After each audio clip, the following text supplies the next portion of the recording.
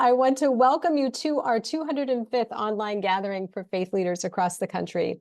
This weekly event, which has been called Courageous Leadership for a few years now, is currently evolving and is trying on the new title of Creating Beloved Community. This gathering is sponsored by ELCA's coaching ministry. I am Jill Beverlin. I use the pronouns she, her, and I am the director of coaching ministries for the ELCA, and so blessed to be one of your facilitators today. And as we begin, we want to name that our ministry has an intentional connection to the truth and healing movement of the ELCA. And with this, we will begin our time together by offering a land acknowledgement.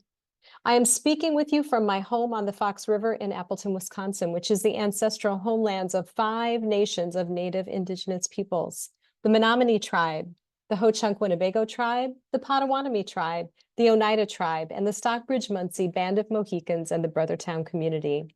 I honor and respect the diverse Indigenous peoples connected to this land on which I live. Because we understand that all land is Indigenous land, I now invite each of you to name in the chat the Indigenous peoples or tribal nations who were the first to love and care for the lands and places where you are located. Along with this, it is important that we acknowledge all of our Indigenous siblings who continue to care for this land and call it their home. And if you are Indigenous, we invite you to name your people or tribal nation in the chat feature now, so that we may see you more fully in this virtual space. Through these gatherings, we are committed to creating a safer and braver space where we are able to bring the truth of who we are and how we are doing. And with all of this said, we proclaim that these conversations are meant to be an intentional step to live more fully into God's dream for us as the body of Christ.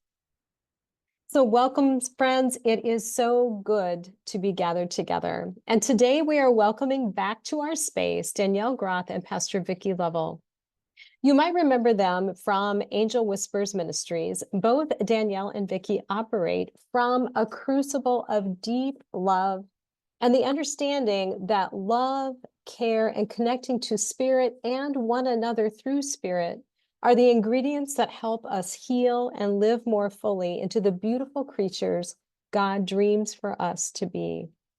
The program that they will be talking about with us today, how to shift our lens and in doing so heal our stories, fits directly in line with the work we have done through the 4 Pivots resource over these last months. And so with that, I would like to say, Danielle, Pastor Vicky, welcome back to our space.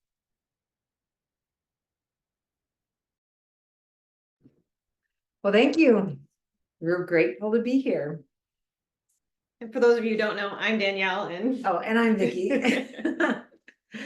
So I guess with that, we'll just jump right in and kind of explain where we have, why we created the Shift Your Lens program. It's a trademark program that we've spent several years putting together. We travel around the country and we present it to different organizations and churches. And we do this because what I learned as a pastor is a lot of my people would come to me to receive pastoral care, and I often didn't feel like I had a tool in which to use. I was told by people that in my training or in seminary, you see people 3 times and send them to a professional. And it was one of those ways I just wanted to show up better. So as Danielle and I started to blend our skill sets, we created this program, and it's a very simple tool. We are going to give you an overview of it today it's just scratching the surface, but I think you'll be able to understand it, to be able to take it back as a tool in your tool belt. If you've ever dreamt of having deeper learning, we do that, and we would be more than willing to train you further. But this is just a part of us creating something that is a way to, when you sit down with your clients or your people in your congregation, you can help them learn how to name their pain and process it and to reauthor it. And Danielle's going to explain a little bit about what NPR stands for. Yeah, so we've kind of taken all of this, these different steps that we've learned and really narrowed them down and making it pretty simple. We call it the new NPR. And so in order to help people to to shift their lens, they first have to understand themselves on a deeper level. And so what is actually happening? And we have to name it. We're going to go into a little bit more detail coming up. Like name, what is the pain? Why are you coming? What is happening? What's going on with you? And then once you name it, the question is like, well, I already know that. Some people will say that like, I'm grieving, I'm this, I'm that. But what do you do with it? Right. And so that's the P, that's the processing. And we give people tools on how to process it. And then once you process it, the question then becomes often, how do we go forward? What do I do with that? And that's where that R comes from. And that's reauthoring our story, because for so long we've been learning the story and hearing it and telling ourselves it one way. Now with this new lens and how we've shifted, we can actually have this story in another way. Mm-hmm. And for many people, what you'll understand, you probably can think of somebody in your own context. There's a secondary benefit to always having a problem. And so sometimes you'll get these repeaters who come to you and always have a need. Well, if you can start to help them narrow down what that pain is, you can help to lead them down a path of healing in a different way. So one way of doing that is by us helping people to identify their story of origin. Now, our story of origin, every one of us has this. And this is one of the lenses from which we view the world. We're going to go through 5 of them. And in going through these 5, I invite you to kind of see where you think you land. Because if you are somebody who comes from a background of rejection, you're going to view the world through that particular lens. And when people come to you with their challenges, you will inevitably be viewing them through this perception. And what we're going to invite you to do is zoom out of your own story to be able to sit more fully with the people who are visiting with you. In doing so, you're going to actually heal yourself in many ways as you start to name these. These are core emotions. With each one that we're going to talk about right now, recognize that there are other layers to this. So for example, if I'm talking about somebody who's a rejection story, you might associate abandonment with that, or some other words that feel more like a shoe that fits better, and that's okay. Whatever is going to hit home for you. So we're going to share a screen and we're going to go through 5 lenses that are actual origin stories. And we're going to give you some common characteristics of each of those. So as Danielle's pulling these up, I'm going to again ask you to kind of think of your own context. Meaning your personal story, not a particular person you see, but your own. So here's the first one. We call them hurt points. Hurt points are just an emotional injury that has impacted your psyche in some way. The first one that we're going to talk about is loss. When we are doing these origin stories, we're focusing on people in the beginning years of life, 0 to 20. The reason is this is when your brain is developing. So if you can go, oh, I'm a 50-year-old and I just lost, my grandma or something, that's not going to be your origin story. Your origin story is going to be way back in the past. And the first one being loss. This is having an experience of loss of an influential loved one, primarily your circle of influence. So whether you were raised in a normal, what the society would say normal mom, pop, brother, sister type of family, or whether you had a guardian raising you, or a grandparent, or a foster system, whatever your core circle of influence would be, when you have a loss there, that is what is marking your psyche. And some of your characteristics are these: were you afraid of relationships or opportunities vanishing? Maybe you're highly empathetic or become codependent. Some folks have survivor's guilt and trust issues and emotional numbness. When we go through this as a retreat or a learning opportunity where we do this as a workshop, we go in depth with each one of these categories. So this is kind of like scratching the surface. But this is when you ask yourself, like, do you panic inside when you fear loss? Do you worry about the people you love disappearing? The next one is betrayal. And this one is when somebody in your circle of influence breaks your trust. So this one often gets confused with rejection, but this one is more based on trust versus anything else. And this people who have a betrayal story, they are overly independent. That is a primary characteristic. But they often have a hard time maintaining relationships, or they're quick to assume that others are out to get you. They might have a chip on their shoulder mindset, which is really just a defense mechanism. Lots of self-blame, shame, anger, resentment. All of these emotions really are just kind of building that wall around, because they don't want to let anybody into that wall, because on the inside of that wall, you can hurt me. So betrayal stories often keep people at an arm's length. And of course, you're independent, because then you can only disappoint yourself. And that's why that's a primary characteristic. Failure, this is one that is the only one that you've done to yourself. This is where you hit rock bottom, where you really disappoint yourself. And this, a lot of people become overthinkers who have had early failure. They don't like to take risks. They have a low sense of self-worth. Often that idea, why bother if I'm going to fail anyway? Or then you have the opposite end of the spectrum. They become workaholics and perfectionists. So this failure story is one that I often look at a lot of pastors who tend to be workaholics or perfectionists and say, like, okay, where's that root story? When was the first time they felt failure, so they feel the need to prove themselves now? Sorry, wrong direction. There we go. The next one is trauma. And this one is either a sexual or physical trauma. I'd be bold to say even emotional trauma is in this.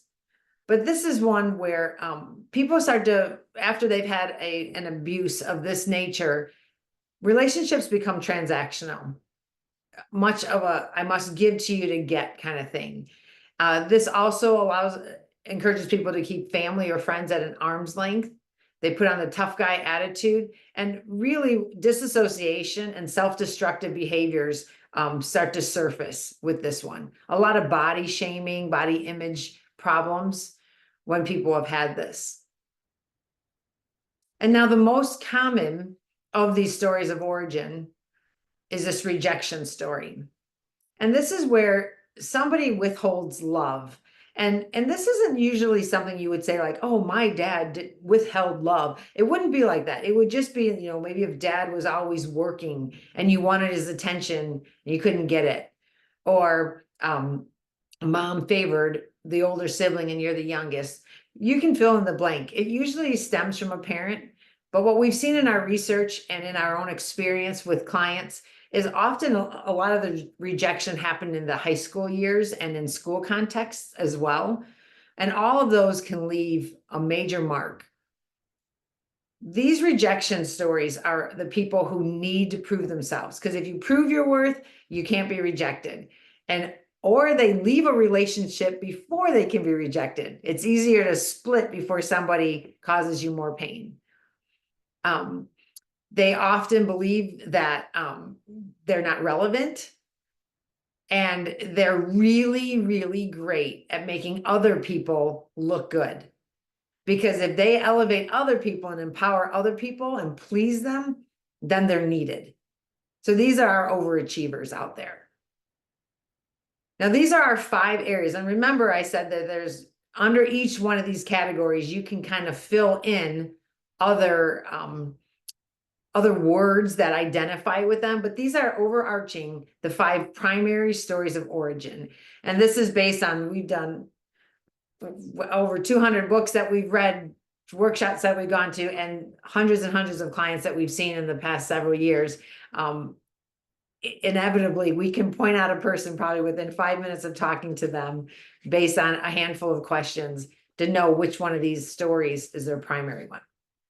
So Danielle's going to lead us now into what we do with naming the emotions as part of our origin story. Here, I got mine. I don't know where mine is. It's in the beginning.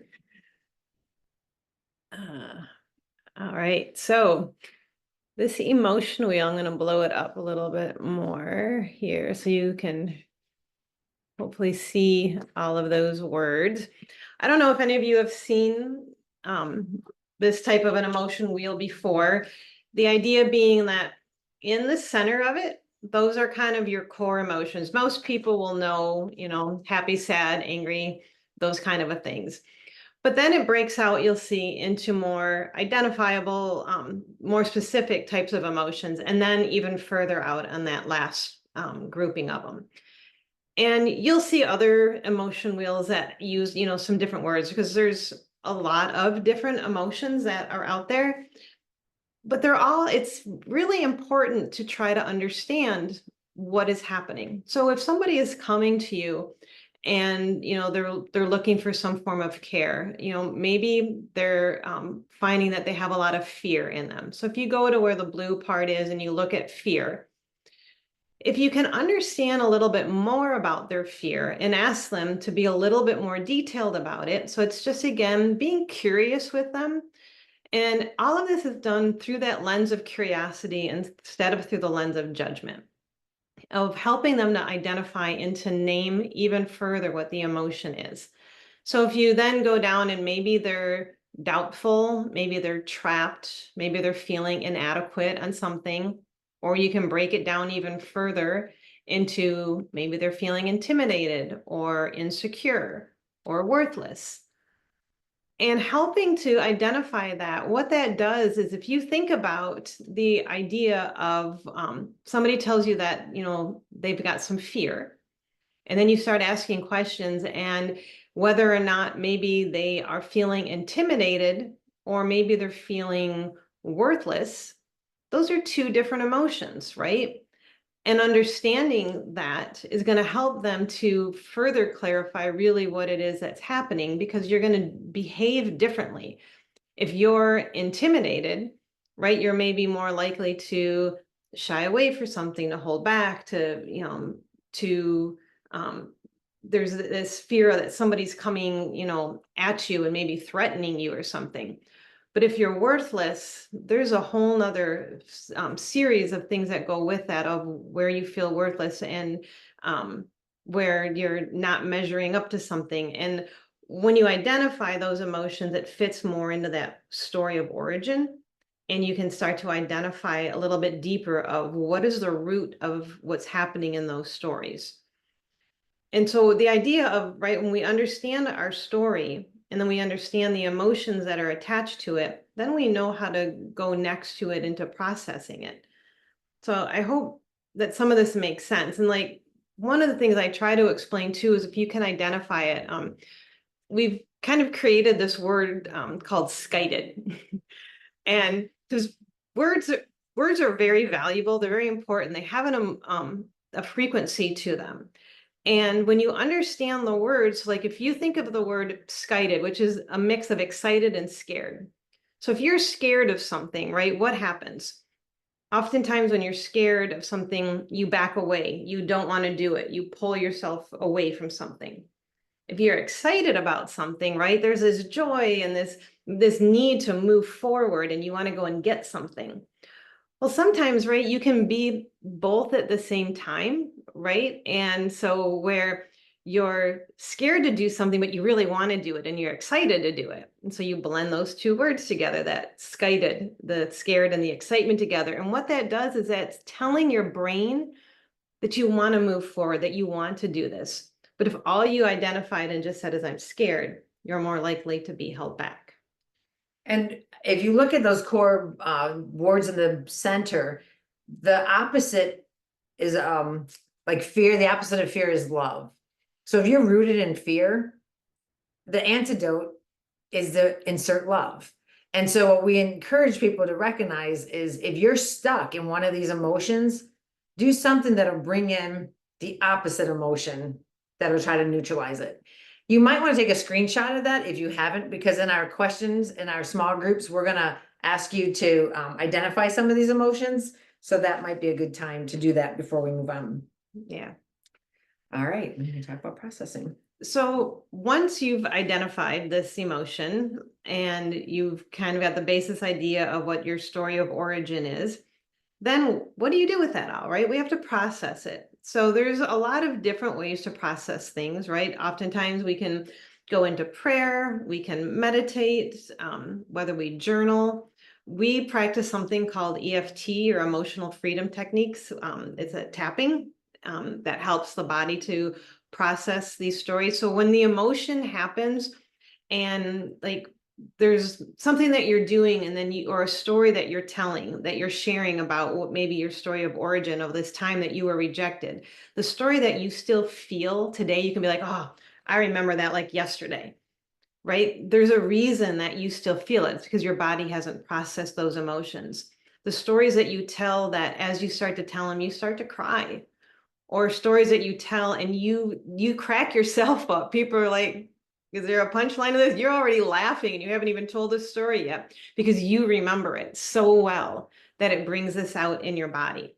And so by doing this processing and helping the body to release the difficult emotions, that helps you to go further. And so there's also, talk therapy, narrative therapy. You can do EMDR, which is eye movement. So for some people, they have visual memories that get stuck in their optical areas. And there's a way to help release those emotions that are stuck there. And then doing sound and vibration is another way to help and process it. And the reason that it's important, I'm just going to show you this really quick. If you take a look at my fist here, right? I'll kind of go this way with it. And you think of your fist as your brain. So your wrist being your brain stem, and it's sending these messages and stuff up to your brain. This part up here, this flat part, that's your frontal cortex part of your brain. That's how we've evolved into, right? This is where all of the rational thinking comes from, the right from wrong, all of the things that we know what to do. Is where all our brilliance lives. Underneath, you have this little almond-shaped part of your brain called the amygdala. That's the reptilian part of your brain. That's the oldest part.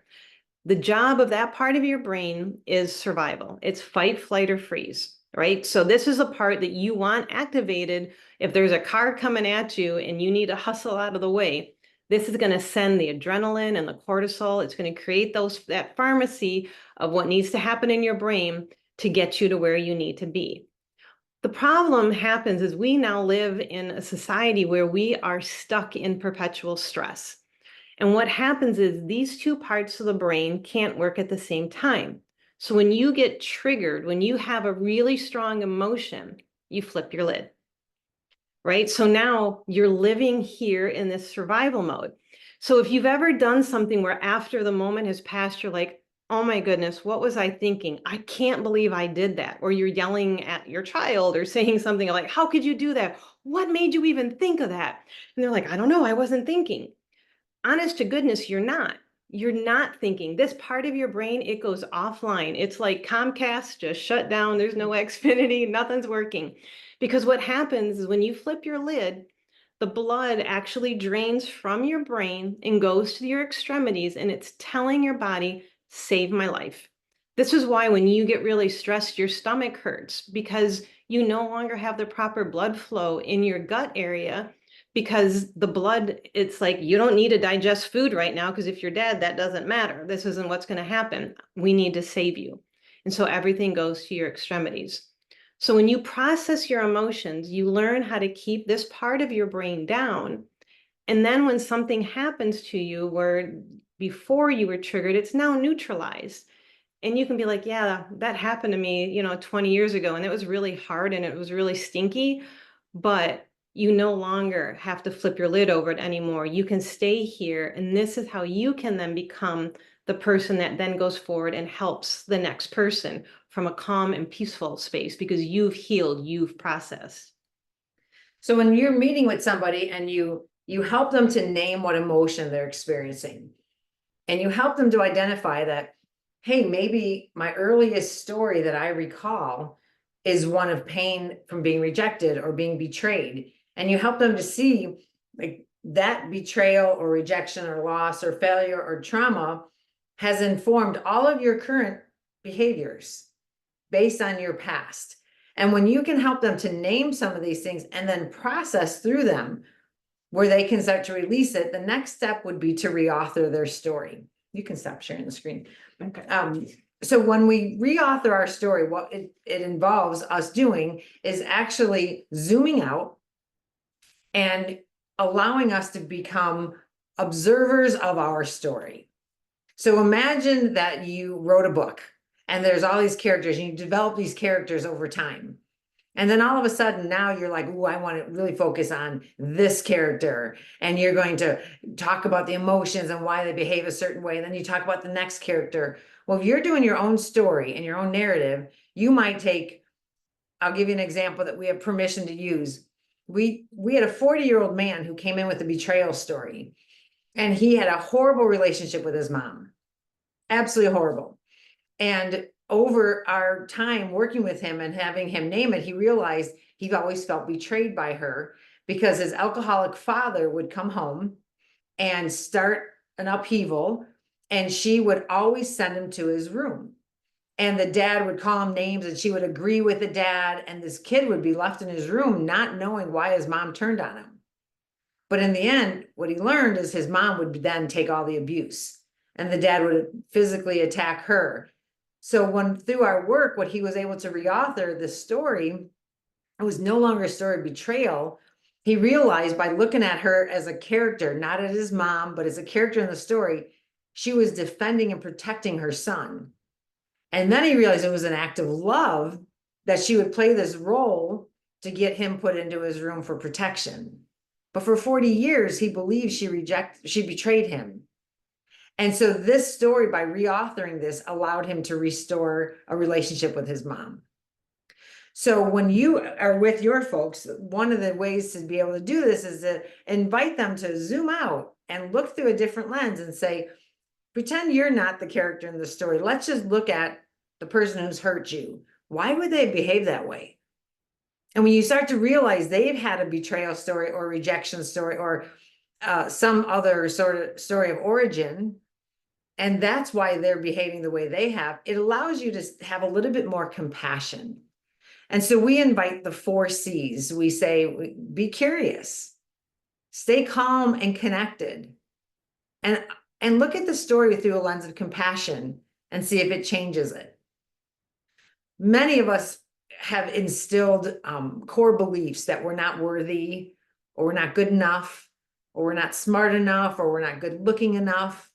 And when we start to heal from these origin stories, from the first time we felt that way, and we can recognize that we are whole simply because we are created by the being of all greatness, and that's whose image we're made in, it can help us to shift this lens like, wait a minute, I am worthy. What changed that view? What made me think I wasn't good enough? So what we're going to do now is we're going to move into a little application, and we're going to talk about a familiar story and then send you off into your discussion groups so that you can take everything we just dumped on you in the fast forward mode of a 5-day workshop and help you to kind of just apply it so maybe it sticks a little. And we're going to use the story of the woman at the well. This is from John 4. So if you're not familiar with it, you can pull it up and look at it. But I'm going to just summarize it. The woman goes in midday to get her water, knowing full well that there's not going to be a lot of people there. Jesus redirects his path to make sure he bumps into her intentionally. And when Jesus meets her, her first thought is like, why are you talking to me? I'm a Samaritan, you're a Jew. Like, why are you even giving me attention? And she's on the defensive. And then when Jesus wants a cup, some water, she's like, you didn't even bring your container to fill it.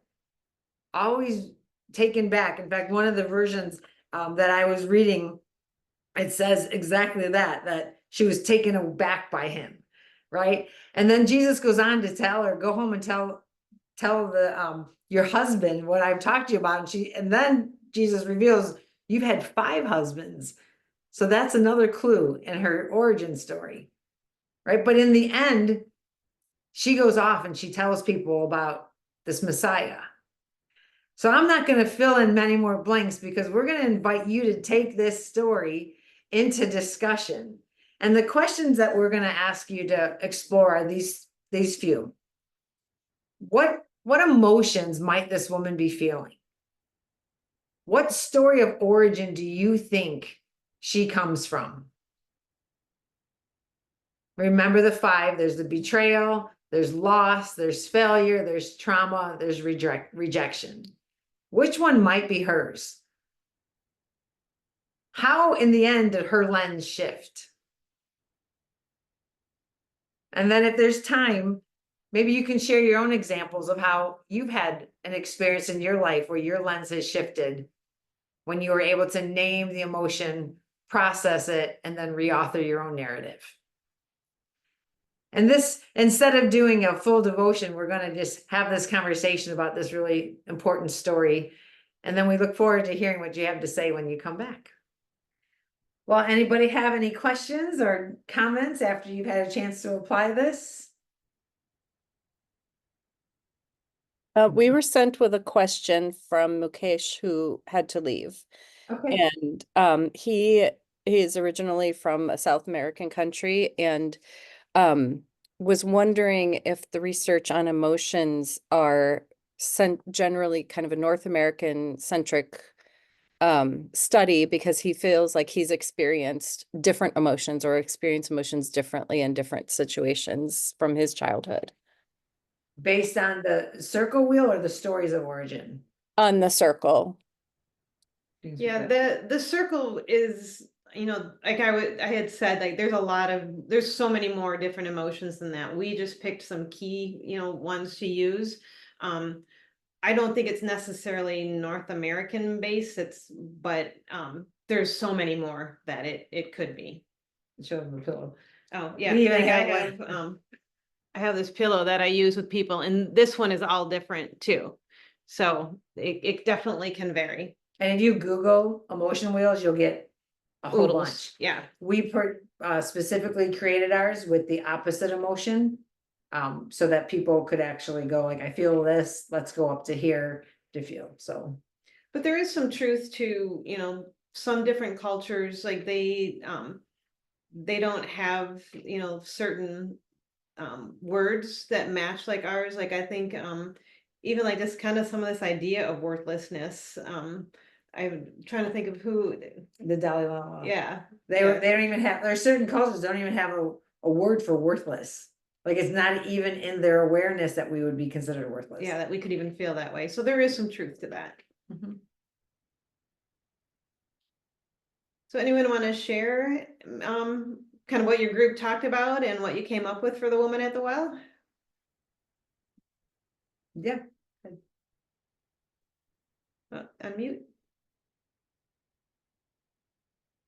We don't hear. Yeah, There can we you go. unmute? Sorry, guys. One of the things we talked about was if you can get this kind of grasp in about 5 minutes, one, you're practiced and you're good at it. But two, what kind of questions are you asking? Is that Kelly?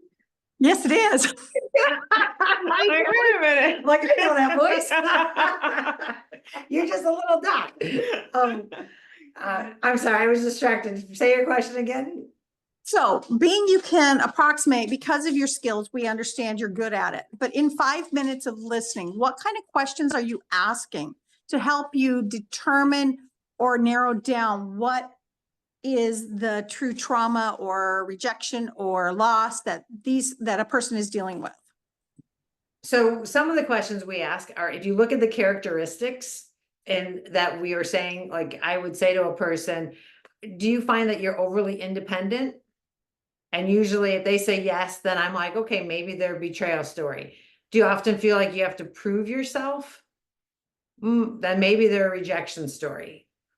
In your relationships, do you fear that person leaving you? That might be a lost story. Are you willing to take risks, or are you a perfectionist? That might be a failure story. If I say, which one I missed? Transactional. Are your relationships transactional, meaning you have to give in order to get love from somebody? Then that tips off perhaps there's abuse. None of these are set in stone, but they help us in our conversation to go down the lane. So if somebody was like, oh yeah, I'm super independent, I do it all on my own because I don't trust anybody, then I'll ask the follow-up question. Can you think of the first time when somebody betrayed you when you were a child, where they really withheld, they broke that trust, that people that were your center, you know, a story of origin, your family of origin? And those are questions like I'll go down a rabbit hole and keep asking until finally we'll say, does this feel real to you? And we'll ask some of those characteristics. We have in our training, we have a whole bunch more than what was just in that little paragraph you saw. And usually by the time we go through all of it, people are very confident of their primary story of origin. Many of us can go, I was betrayed, I was rejected, I had lots, like many of us can rattle off a bunch, but it's the ones that if I say, oh no, I can still feel the time when this story happened, when your body still hangs on to the memory of it, that is a hint, that's your primary one, right? So it's just in the questioning. This is again, with those C's we talked about, the more curious you are, the more compassionate you are, where you just keep staying connected and calm with that person. You in your questioning, you're just the guide. They will discover their own answers. Good question. Anyone else? So that we can understand if any of us got it right, would you tell us what you came up with? Well, I'm curious what you came up with. No. No. We saw them all. There's not enough detail there to get it down to one is what we came up with. All right, so let's talk about some of the emotions that you saw. What kind of emotions did she display?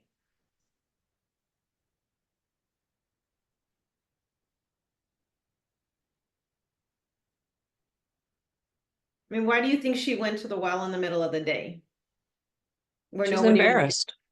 Yeah. She felt isolated. Shameful, so sadness. Perfect. Right? Lots of shame, lots of sadness, definitely isolating. She's pulling away from people. So if you're pulling away from somebody, that's indicative of not trusting somebody, right? How about when Jesus first walked up to her? What was she welcoming, or what was her stance when Jesus first walked up? Yeah, kind of more on the anger and the fear sides, you know, who is this guy and what do you want? So she's She was definitely not trusting him, right? Go ahead. Right. I was gonna say she was skeptical. Definitely skeptical. How about the fact that she had 5 husbands? What does that tell you about her? Other than the fact that she was caught in a system that did not help her advocate for herself, probably embarrassed and or feeling at loss. I mean, regardless of how long you've been in a relationship, it's a loss. Well, It's a grieving. loss. but it doesn't really tell you what happened to those husbands. We got to talk about, you know, what if they died on her? And, you know, now she becomes the property of his brother, and you know, how many times has that happened to her? So you don't know enough to really decide. For sure. We know there's something to that, though. There's either a lost story, or is this a person who's had so much rejection in her life that when the going gets tough, she just leaves before they can add more pain to her.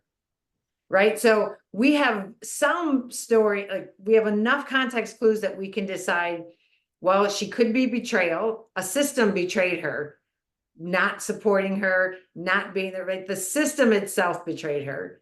Her being a woman in a culture that was patriarchal, a lot of rejection, right? So when Jesus walked up to her, she was on the defense. Could be that she was not wanting to trust him, or it could be that she felt like, great, here's this Jewish guy and I'm a Samaritan, I'm going to have to prove my worth. This goes back to rejection, right? So we kind of see that in this, failure didn't really show up. It could, maybe the 5 marriages, but likelihood by the other context clues, it's either a betrayal, rejection, and knowing the context of the culture, I would say it's more betrayal or rejection over loss, even if all of those husbands died, right? So given the fact that Jesus went to her, knowing, if we know this story enough, he purposely went to her knowing she felt like an outsider. If you feel like an outsider, that's typically because of rejection. The isolation is a hint of rejection, even more so than betrayal. So if I had a parishioner come in and was on defense and had their walls up really high, I would know I need to build trust. And I would go about some way to make them feel comfortable so I could build their trust, right?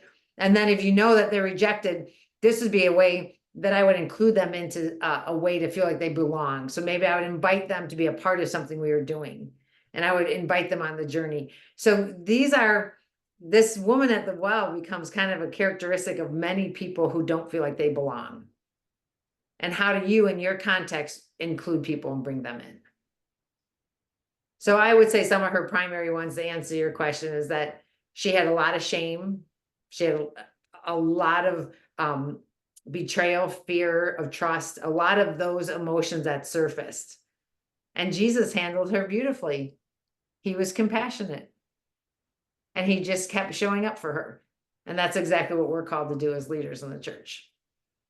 And so in the end, she reauthored her story, because no longer did she run away saying, here's just another guy out to hurt me. Here's another guy just treating me like a lowly woman or Samaritan. She ran out telling people about this living water. She reauthored her story. So that was a good example. I'm glad you guys dove in and tried to figure that one out. Thank you. Well, we had a great question too about, did the relationships cause who she is, or is who she is cause of all the relationship failures?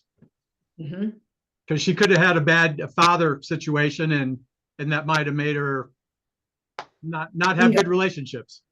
That's exactly it, right? So if you go back and say, well, think about the earliest time that happened. Like, when was the first time you really felt like you were pushed away or love was withheld? That's when you get to the core, right? She can tell you all about husband 2, husband 3, husband 4, husband 5. But if you go back to the beginning, you're probably right. It probably stems from a relationship with one of her parents. 100%. We live in response today to the things that happen to us as children. Yep. Because as a child, you are born with your brain waves being at a theta brainwave. That is kind of this like hypnosis type statement. And maybe some of you have heard the phrase of, give me the boy till 7 and I'll show you the man, right? And that idea is because we learn all through the nonverbal part of it. It's what our brain literally is a sponge and is absorbing. It's not until we pass that age where then we start to identify ourselves as individuals and our brain waves start to change into our beta brain waves that we now have.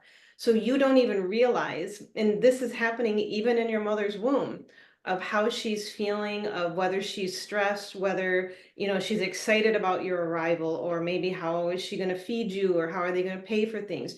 You're absorbing and you're feeling all of that as a child, and so you might not even realize those are all those subconscious things that are happening to you and that are impacting how it is that you're responding today as an adult. But your body will tell you. Absolutely. Our bodies remember. Friends, thank you for this time. What an intense time of learning. I can see that we have a question: where can we learn more about intensive training? I imagine that when we post the recording, Jason, you'll have information for Jason to post. Yep, we sure will. Yep. Yeah.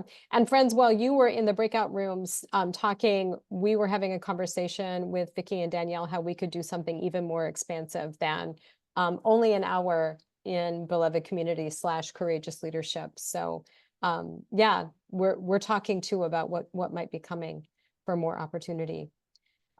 Friends, Vicky, Danielle, thank you so much for opening our eyes to this beautiful gift and this practice that you have created for us to learn about. And we do look forward to having you back again and having opportunities to go even deeper and learning more. So friends, next week we are turning the corner into what will be a new reality for us as a country. And we invite you to join together under the umbrella of Beloved Community as Deacon Tammy Devine, Pastor Brenda Smith, and Pastor Candy Holmes lead us through, I don't remember what title we landed on, Tammy. And go. Yeah, we're calling it Holding Space. Holding space. Yeah, I think that that's what we'll need to do together.